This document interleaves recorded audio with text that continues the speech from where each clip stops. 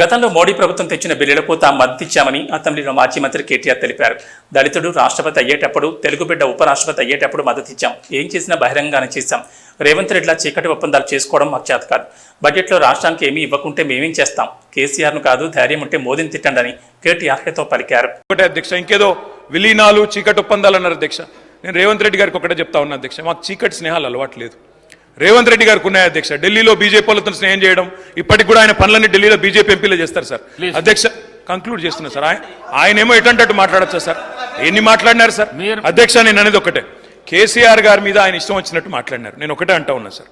ఒకటి, విలీనం చేయడానికి మేమేమి రేవంత్ రెడ్డి గారి లాగా పరాన్న జీవులం కాదు సార్.